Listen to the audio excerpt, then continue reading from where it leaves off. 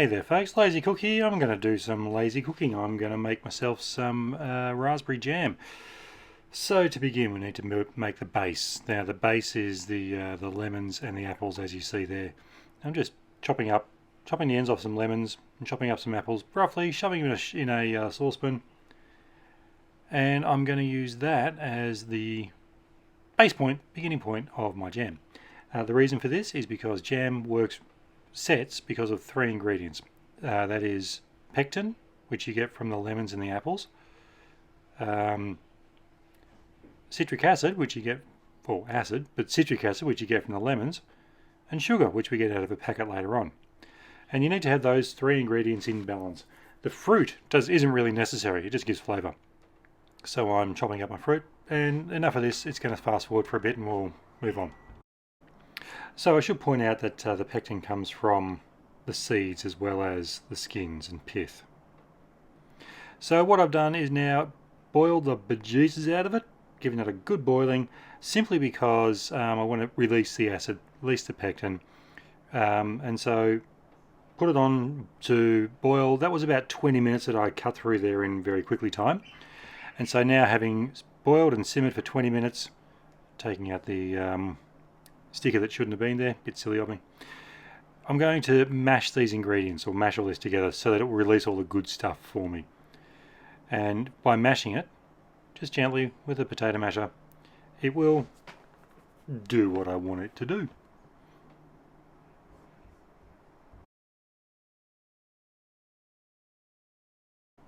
So having mashed up all my apples and lemons, I'm now going to strain the juice out and recycle the leaves and stalks and pips and skins and whatever else. So into my saucepan that I'm going to use to make my jam, colander, and into that is going to go all of that. So just simple, pour it in. Come on, pour it in. This is a voiceover being done afterwards, obviously. And because I don't like to waste stuff, the last little bit of the good gear, just swirl around and in it goes. And we'll let that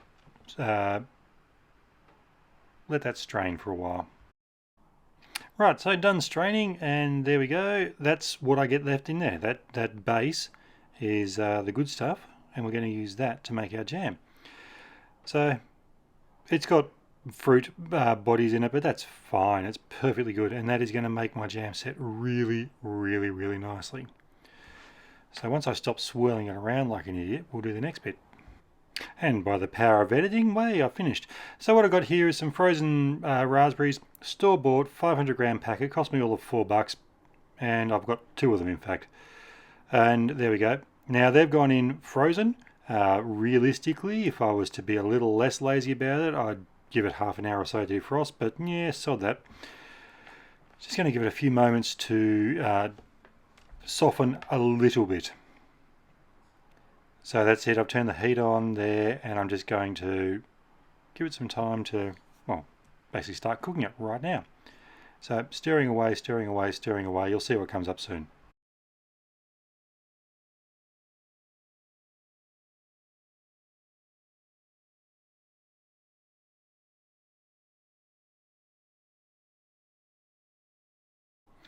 Alright, so that's been cooked for a couple of minutes, so now we have some sugar. That's about 1 kilo of sugar. As you can tell, I'm a very careful measurer.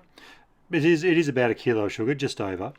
And when you see people who make jam properly, they say you must turn the temperature down and put it in a cup at a time and stir thoroughly and blah blah blah blah blah. Sod that. Kilo of sugar, or just over, and stir it. And you'll notice that I'm going to stir this until it's completely dissolved.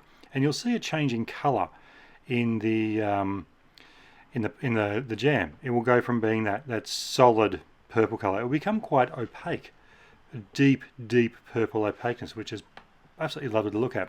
And also you'll notice as you're scraping the bottom of the pan that when there is sugar to dissolve, it feels like you're running your spoon through sand almost. So I'm going to keep on stirring for a couple of minutes, and then we'll see what happens.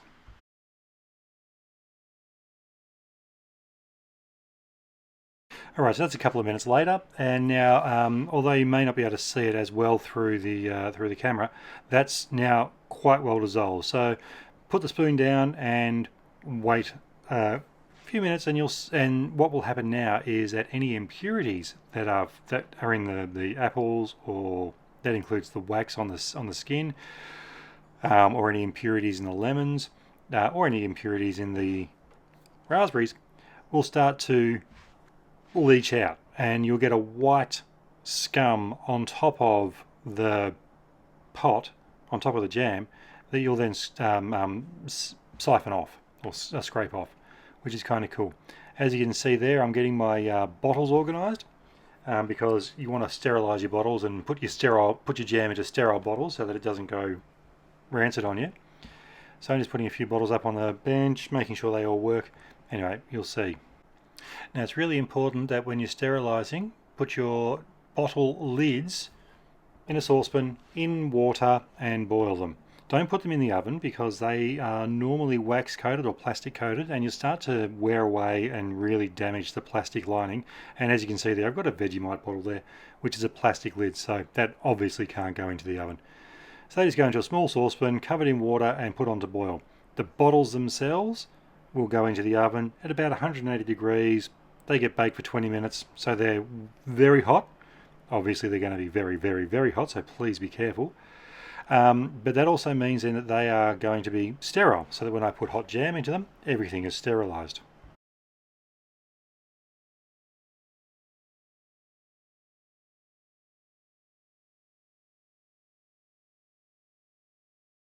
So you can see now, as the jam has been boiling, that there is a white scum forming on the surface of the jam, and that is perfectly normal, and that's the impurities. So what I'm going to do is let that get a bit more solidified and let more settle out before I grab my sieve and scrape it out of there.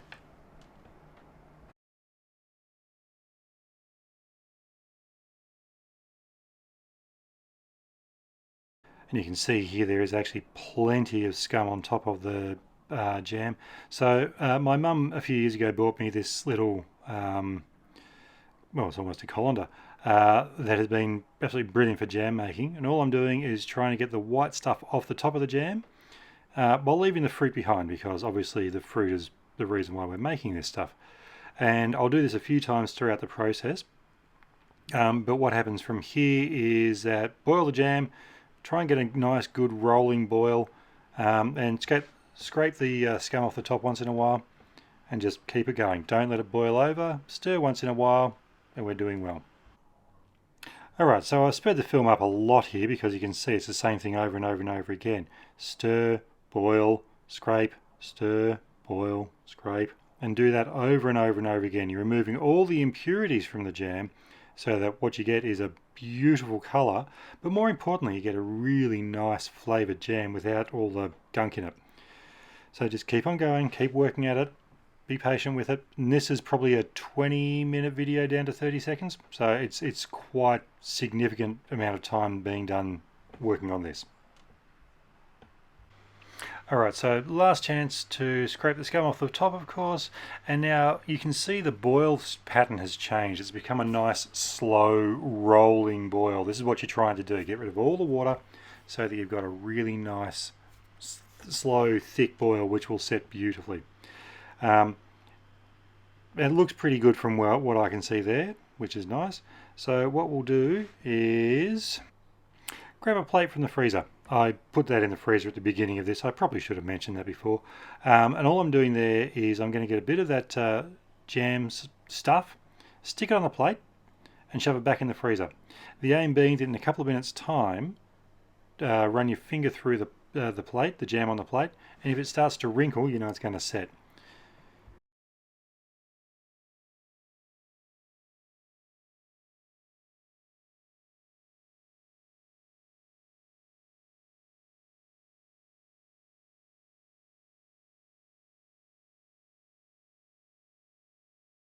And as I pull it out of the freezer, you'll see as I run my finger through it that it is not quite wrinkling. It is delicious, but it's not quite wrinkling. So keep on boiling. We're getting closer.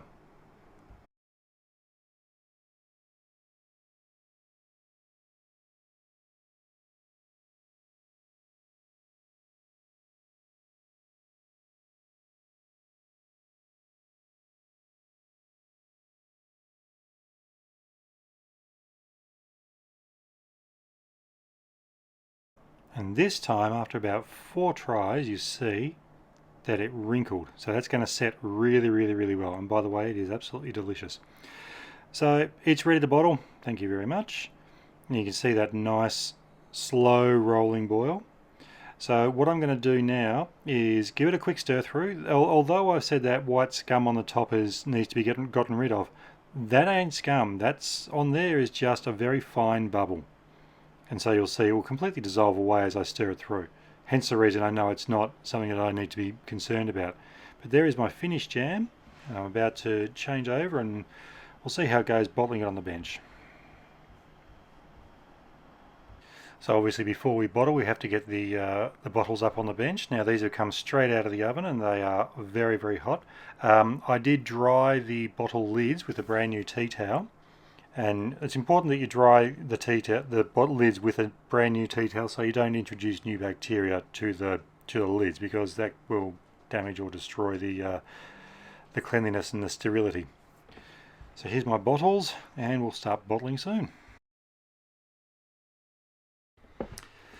Alright, so I'm definitely not that coordinated a person, so I can't pour straight from my jam pot into my bottles. So I've got a jug that I put the jam mix into. And from there into the bottles. Yum!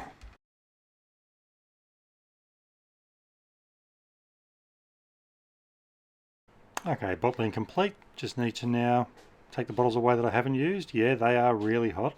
And no, I shouldn't be doing that, but you know, I'll burn myself for no reason. And now clean up the, tighten the lids first. And then, yes, they are still hot. And then also clean up the bottles so that they are presentable.